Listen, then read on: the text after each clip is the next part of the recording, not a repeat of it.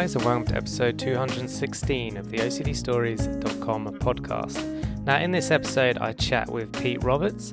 Pete is the author of the book Unknown Forces, the heartfelt story of a man struggling with mental health and his battle to live a normal life. And in this episode, we unpack his OCD story, him telling his wife he had OCD, seeing the doctor or the GP for the first time, mindfulness, being in the military, Puro, the importance of finding someone you can talk to, his book, Words of Hope, and much, much more. Thank you to Pete for giving up his time and his story, and to you guys for listening. And without further ado, here he is. On the podcast today, I have Pete Roberts, who has kindly agreed to share his story with us.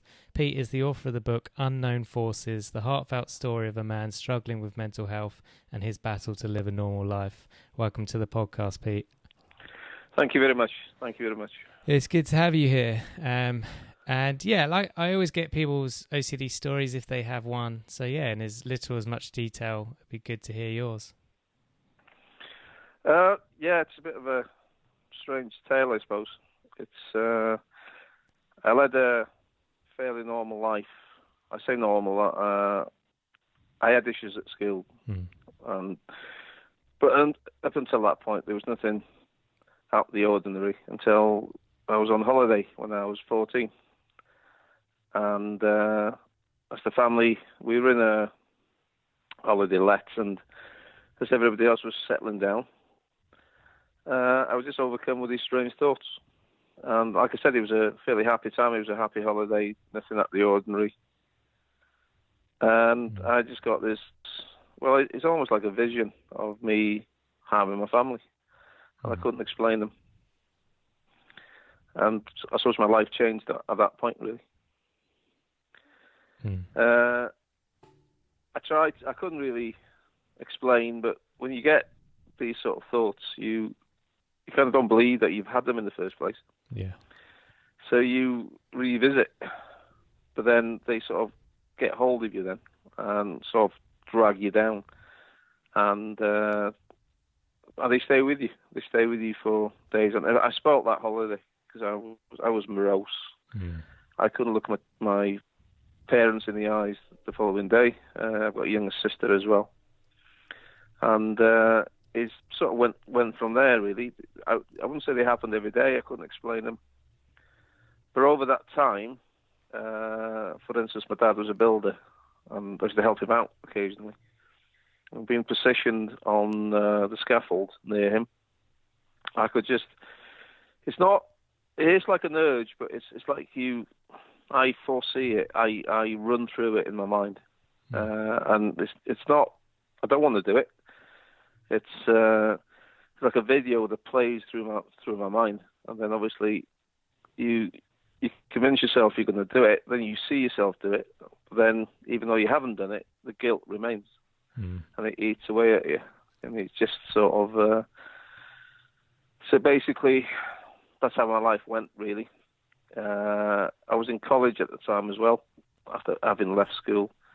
I managed to get into college. I think it was a case of they needed to fill the seats because my academic record was shocking. It sounds like my life. Yeah. It was. It was a case of one of my school reports basically said that I love nature because I study out the window all the time. And that's how sort of I went, really. Yeah. But it never occurred, and nothing of this ilk ever happened in college. These thoughts only focus on the people I love. I went away to the Navy for whilst I was at school, HMS Sultan. And during that week, actually, nothing happened. That was obviously during that was the time I was at school, but it did sow a seed even then that I would try to. I had to move away from home or run away from home. I did try to join the Navy, but they rejected me out of hand. And so having managed, thankfully, to complete and graduate from college, I could no longer live with myself. I'd even see things like my sister was younger than me, so she was vulnerable. and I could even see her. I could even see myself in the middle of the night, basically lifting her from a bed gently, taking her outside during a stormy winter's night, locking the door, and then I couldn't sleep that night, just thinking about her being outside, and she wasn't. She was happily asleep in the next bedroom, but that guilt comes back, and then you're caught in a vicious cycle, really. Yeah. So in essence, I decided to. I think in full sulk mode, I decided the Navy wasn't for me. But so I joined the Air Force,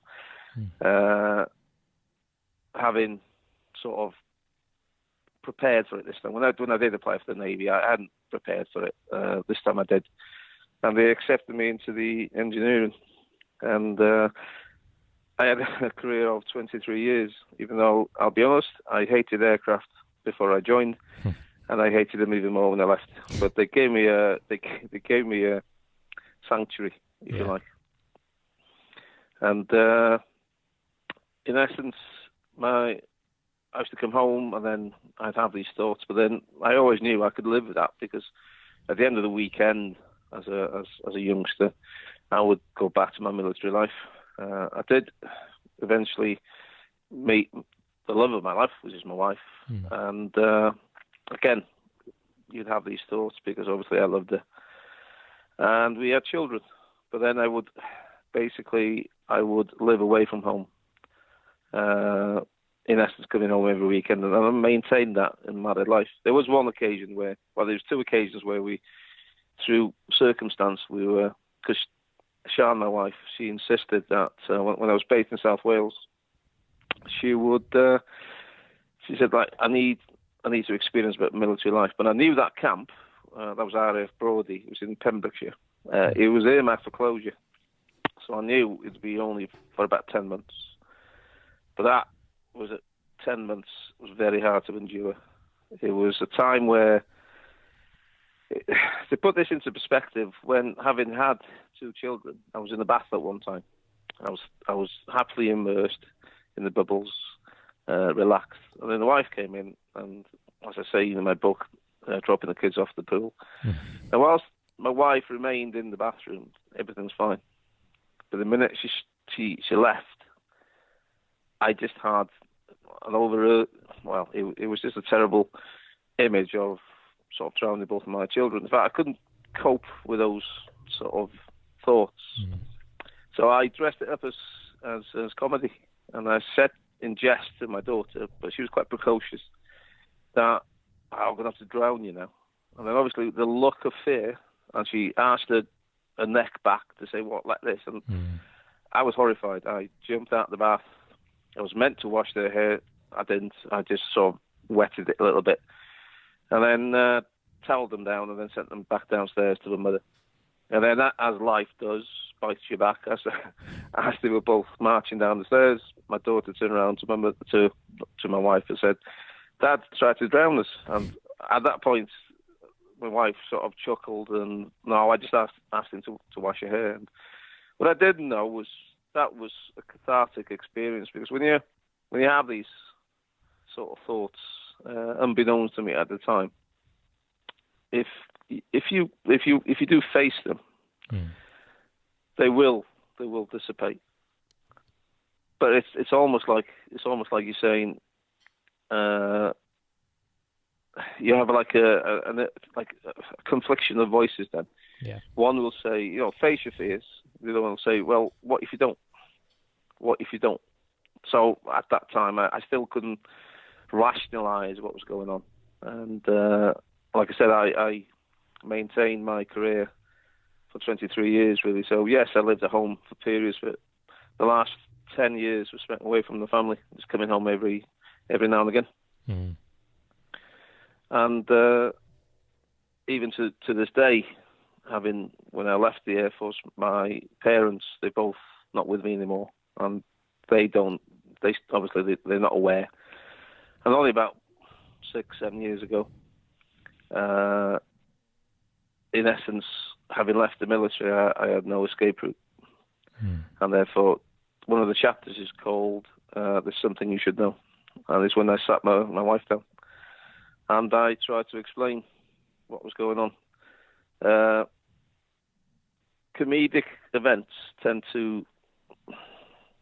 to use comedy to get myself out of sticky situations. And there's a famous Liverpool comedian called Stan Boardman. I'm not sure if you know him. No, I don't. Okay, you're too young. So he was on the Des O'Connell show, and he used the German aircraft. It's a Fokker-Wolf, and he used the term Fokker as a double entendre for the F word, and then he never worked on telly again. But I tried to explain that one of his jokes was it's ironic how did Britain win the Battle of Britain, because the Germans had their aircraft all camouflaged, and we had targets on the wings. Because if you look at the, you know what I mean? How did we? And I tried to use that somehow to explain that that's what happens in my mind. That my family go in and around me with targets on their heads, but unfortunately by using Stan Bud, and she did know who he was, she just started laughing. And so basically I had to say, look, and then I had to just sort of paint a picture that, coming back to that evening in Devon, when in essence what I saw was myself with a baseball bat. Yeah. Bludgeoning my mum, my dad, and my sister. And then obviously her face went white. And but she's part of really my catharsis, because she didn't run out the door. She, in the weeks and the days and the weeks later, she was no ostrich like I had been, and she would quiz me. She'd ask me, "What's going through your head now? What you're feeling?" And we were out walking, and I said to her, basically, I've got an urge sort of to throw into that lake. And at that point, she made for the lake. Now, I didn't know she was going to do that. And I instinctively grabbed her arm and pulled her away. Now, that was, again, therapy, unbeknownst to me, because you can't just pretend. You can't do it yourself. You can't just pretend that you're going to introduce some realism to it. So that was similar to what happened with my daughter. In the bath, I didn't know that she would understand. I tried to dress it up as comedy, but she took it seriously, and so that helped. That helped. But still, later that year, we went to Portugal, and it was basically I'd meant to ask about getting a flat. Or our room would be on the ground floor, but it wasn't. It was something like I think 14 sort of levels up. Through that week, I just couldn't. I just foresee myself not just throwing my wife over the balcony.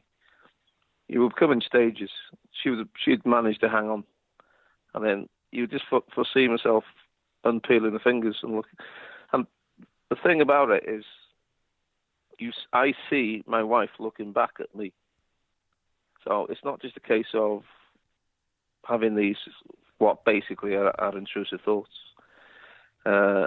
which are a natural phenomenon. Yeah. Everybody gets intrusive thoughts.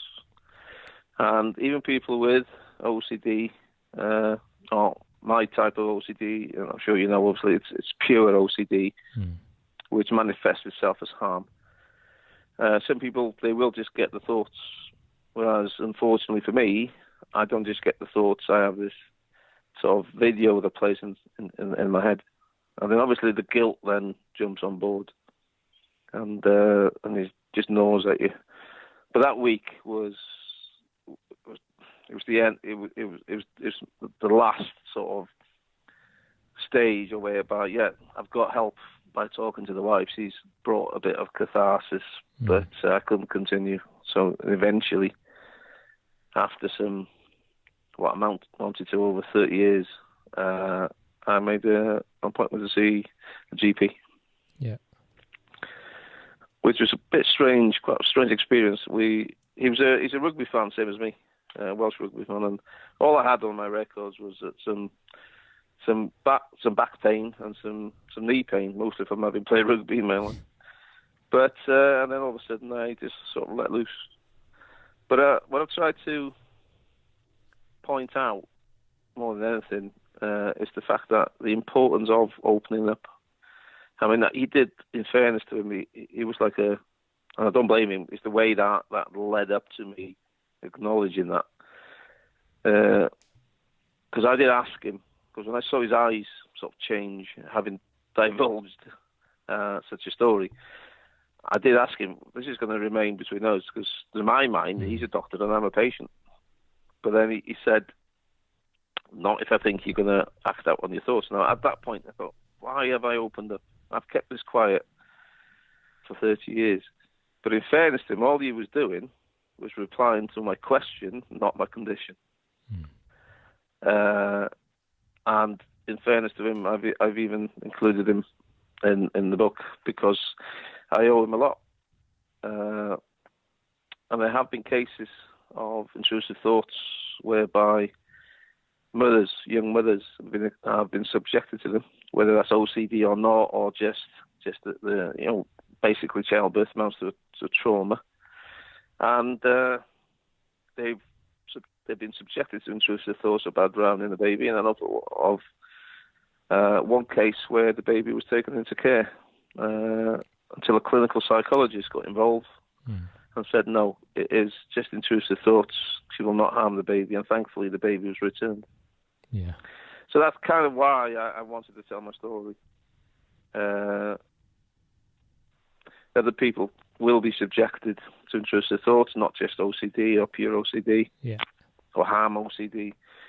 The proper term, psychological term, is thought action fusion, whereby you think something. Normally, people can move on, but I lock into that thought. Now, because you lock in, you re-examine. And your mind is very good at heightening the sense of danger to anything that you re-examine. And that's when the cycle begins. Then you re-examine again, because you keep re-examining. That means it will come true, hence the thought action fusion. And but it's come along when I use mindfulness, for instance. I started reading. Basically, it was Ruby Wax's book. Yeah. Because she used mindful. Well, it's mindful CBT, cognitive behavior therapy. Because I think she had severe depression, and I started using at that time. I read it, and then I read Mark Williams. I think he's Oxford professor. Something like that. Yeah, he's got a mindfulness book, isn't he? He has. Yeah, Finding Peace in a Frantic World. So I had done a taster course as well, but I use sound. I don't quite know why that works for me. So even when I shower in the mornings, I will use the sound, and it helps me tune in. I'll take the dog for a walk. I mean, so basically, there's two aspects to this, if you like. When I talk to a clinical psychologist, he always wants you to deal with the thoughts, and that's what I wasn't doing until the only time, like I said, that ever happened was in the bath, and when with kids, and when my wife made for the lake. So that was a bit of me facing my fears. But when you do talk about CBT, it's a bit like saying, put your hand in the fire and you will feel better. Because of confliction or conflicting voices or feelings, thinking, what if you don't obviously stop yourself harming?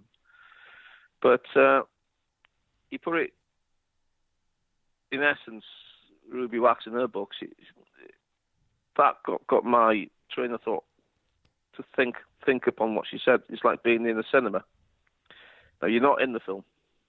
Therefore, you're watching the film. And therefore, these feelings, it's a bit like you're watching the film. So you're not in there. They're just reflections. And the clinical psychology, he used Harry Potter, of all people. Obviously, I was laughing, or I was grinning when he said Harry Potter, but the prisoner of Azkaban, all the students, including Harry, have to face their fears, and through a boggart. I don't know if I'm pronouncing that correctly. So I think in the film, even the teacher is a werewolf. So obviously he sees the moon, and then the Dementors in the film who are sort of hunting Harry. But so basically, these thoughts are my Dementors. And if you can turn it around to be funny, then they disperse. So facing them, try to make them funny. But even the mindfulness, really, it's gives...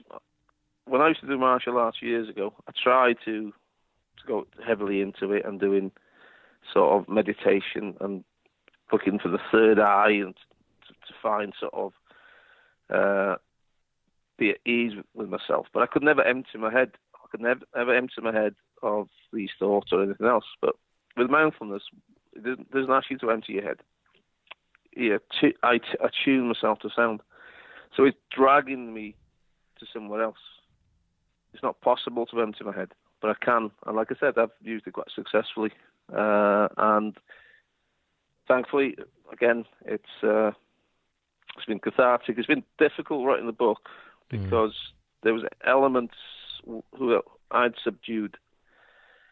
And therefore, all of a sudden, when I'm writing them, and because I found out why my issues were so severe at school, because when I was 6, I'd cracked my skull, but it brought with it what's called acquired dyslexia. So I'd suffered some brain damage, basically, which affects my processing. So that didn't help. But then with mindfulness, it's a case of being able to. I've got, if you like, I've got techniques. And you asked me before we came on air how I was, and because the real sort of aspect of my intrusive thoughts was they're always worse at Christmas. Because they only focus on the people I love. There's more carnage to be had at Christmas time than any other year. It's like having your own Christmas card saying "Behold, greetings," and 2 weeks of endless intrusive thoughts. But I'm able to function normally. I've moved on.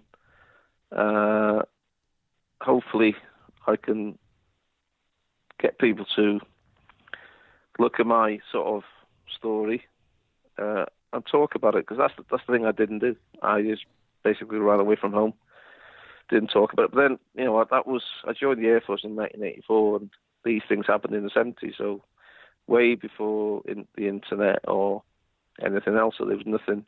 And also been in the military as well. Military is very proactive these days about PTSD. But there was a time during the Falkland. I wasn't in the military during the Falklands War, but I joined shortly afterwards, and the first Gulf War. So there were veterans from both of those conflicts, and they would have been medical discharged, because they couldn't. The military has an ethos of service before self. Right, so obviously you have the other sort of aspects that underpin it, like you're only as strong as your weakest link. So you're conditioned really not to open up. Again, young men these days, especially that aspect hasn't changed, but hopefully society will start to change even more so, and people will open up, people will share.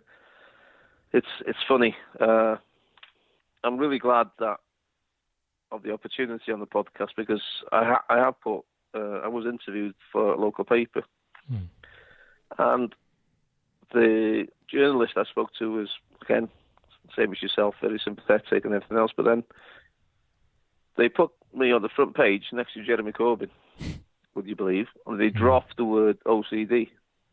So basically, on the front of the page was my sort of picture, and the words, college lecturer has lived with thoughts of killing his family on the front page.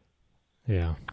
If anybody that read the feature or the article inside, obviously you then understand it's OCD, but not when you're on the front of the newspaper. Yeah.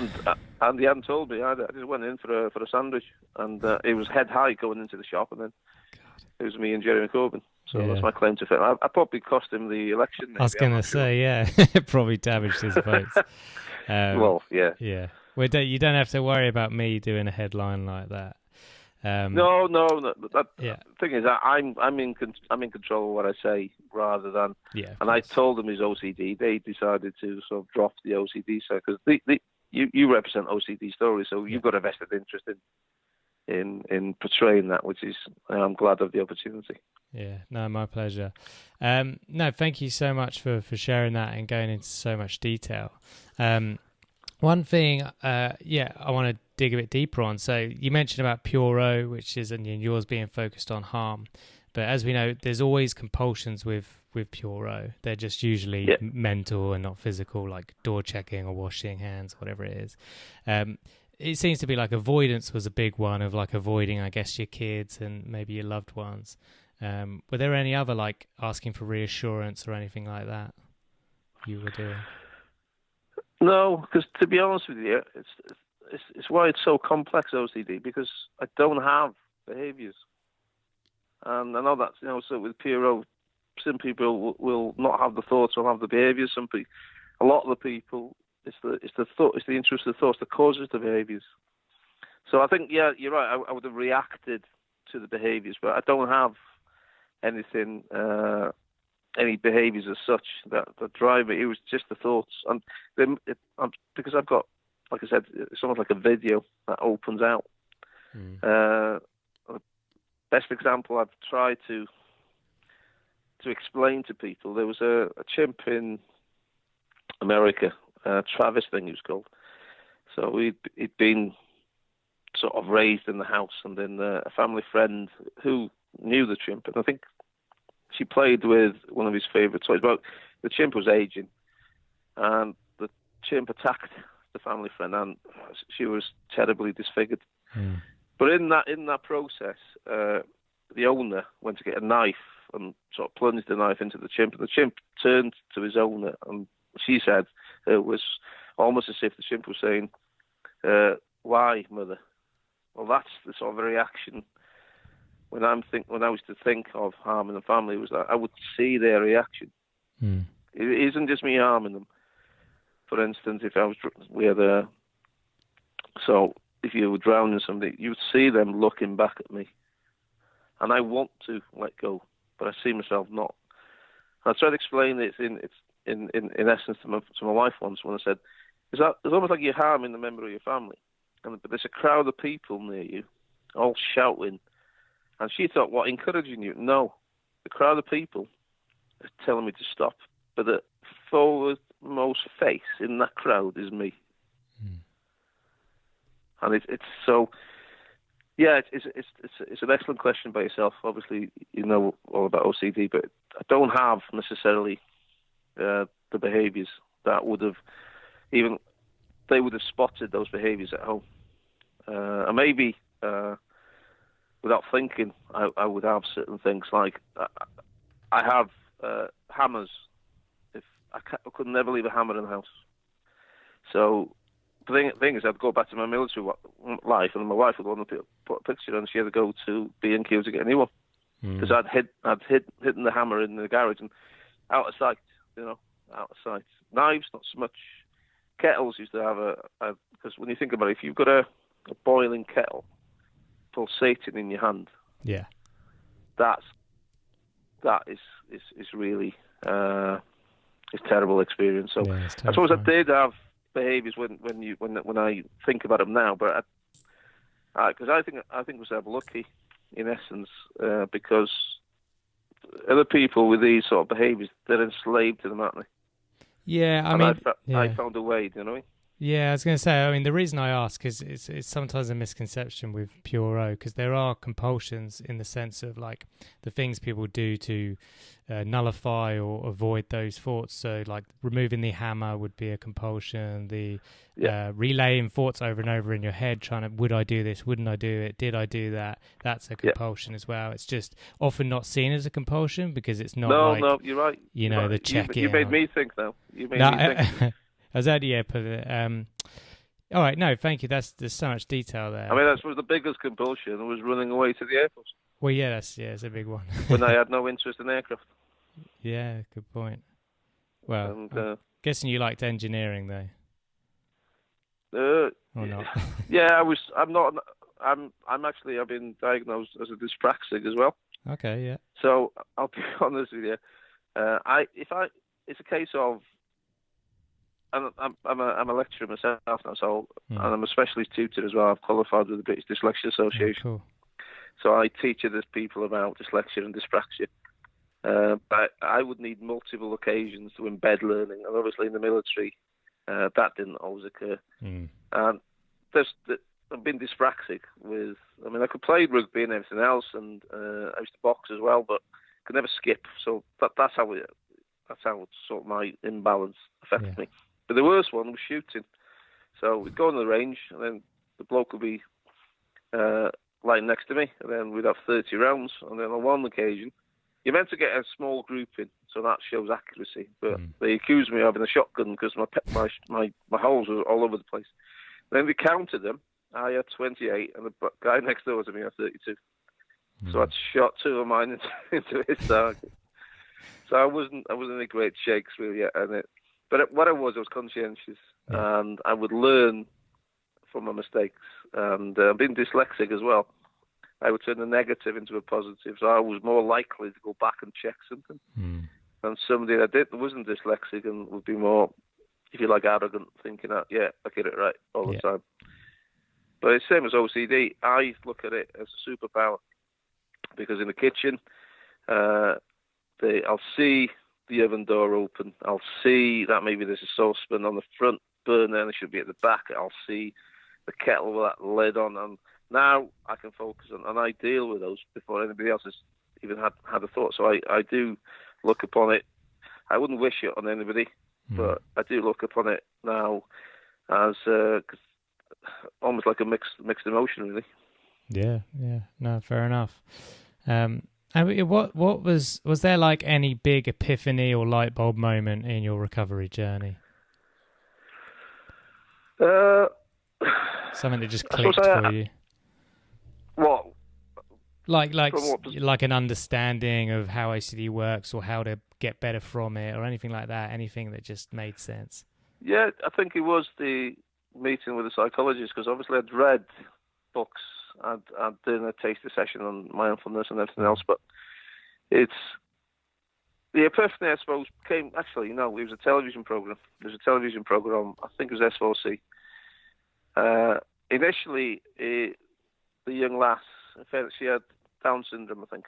And I didn't know. I just caught the program halfway through, and then all of a sudden she let out this scream, and then it was being narrated, and the narrator said it's in reaction to the knife, and there was a chef's knife, and that sort of my mind. But I thought wrongly. I thought that's OCD. That's just people with, shamefully, that's just people who've got like compulsions of cleaning and all. I knew nothing really about OCD. But it was a follow-up program, and this time it was a graduate, and in essence, she was sat next to a psychiatrist, and he produced a knife from under the table, and willed her to use it against him. So that got me. So that, I suppose, that was the aspect of it. So she never obviously picked the knife up and harmed the psychiatrist. So I suppose, I think on the road to total sort of catharsis, I think that was a pivotal point to me. Because you've got to remember that was perhaps in the 90s.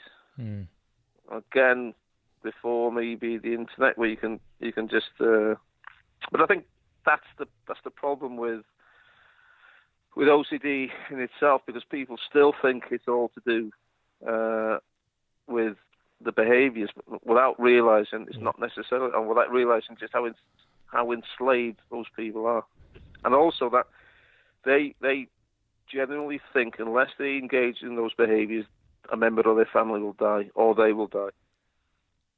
And I just hope I can add a little bit of knowledge to the realism behind OCD. Yeah, no, absolutely, and that you are doing on this episode. Yeah, so it was. So you saw that in the TV show, the psychologist asked her basically to pick up the knife and scare him, or just hold it near him, or whatever it is. Is that? He placed it right between them, and then Yeah. she was visibly shaking, and basically she said, "I don't want to do it. I don't want to do it. Do it." At no point did he say, "You won't do it." He just said, "Do it. Pick the knife up." And obviously she didn't. So basically that was her bugger. Yeah. That was her facing her fears. And so basically what you need to do is the total opposite of what I did. I ran away from my problems. Maybe understandably. However, don't run away from your problems. Share your problems and find somebody that you can talk to. Yeah, absolutely. Good advice. And you've obviously talked about your book already, but is there anything else about your book that you want to share?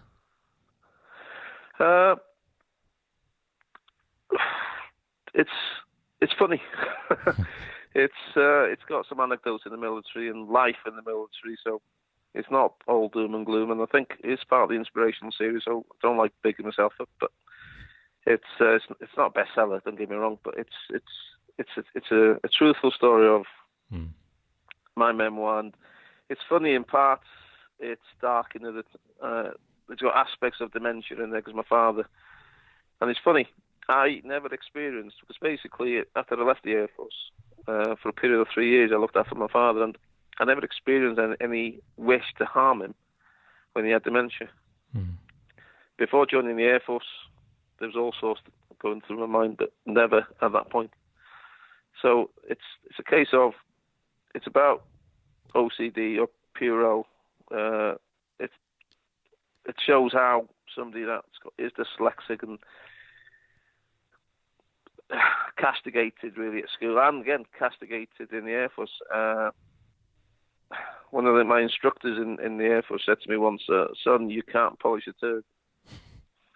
Wow. And so again, I would like to meet that person once more, because I'm in the final throes of completing my master's in education. But it's one of them things where, sorry. I'd say good for you, man. It's really good. Thank you. That's so. Yeah, I really appreciate the opportunity. And you're very easy to talk to, which I was a bit nervous before. All good, man. Don't worry, I still get nervous even doing this on my end. So, all right. So, just general words of hope for those with OCD. It's basically we all have issues. I'm not a psychopath, and I've just got intrusive thoughts. It's a natural phenomenon. It's worse with Puro, and it manifests itself in horrible. But it's funny. It's like I said, I think of it now as a superpower. I see danger before other people. I react to that danger. I've got my mindfulness to move me away if they remain. But if you face your fears, it's a bit like having an unwanted guest. Open the door for those thoughts, and they will disappear. Absolutely. Yeah, good words. And then a couple of quick questions, which is, if you could pick up the phone and call your 20-year-old self, what would you tell him? Don't join the Air Force. Or decide. I was 21 actually, so that's a good question, because that would have been just about the time when I was contemplating what to do, and talk to somebody. I think that's the biggest thing. Is one of the reasons is I don't know what my 20-year-old would have been able to do in the 1980s, but it just shows you that life has moved on, society has moved on. We're not yet there yet, especially with OCD. I don't think there's any other condition that's either misdiagnosed or misunderstood. So I think it would have been a case of just open up to somebody at age 20. And then, but I don't regret. I mean, I managed to become a service instructor, and therefore now I love teaching. I love making a difference to young students. So in essence, life's been good to me as well. I've been dealt some weird things in my head, but I don't think I wouldn't be the person I am today if I hadn't been given OCD. Yeah, absolutely. And then last question is, you've got a billboard where you live. What do you want written on that billboard for everyone to see? I'm Pete. I'm a nice guy. I have few OCD and I'm not a psychopath. Yeah. And buy my book. Please buy my book. Yeah. And thank you so much for your time today. I've really found your story inspirational. Well, I get a bit emotional now, but thank you very much for the opportunity, and I've enjoyed it now. I was a bit apprehensive before, but thank you very much. So there you have it. Thanks again to Pete for sharing his story and to you guys for listening. A quick disclaimer, this podcast is not therapy. It's not a replacement for therapy. Please seek treatment from a trained professional. Till we speak, take care.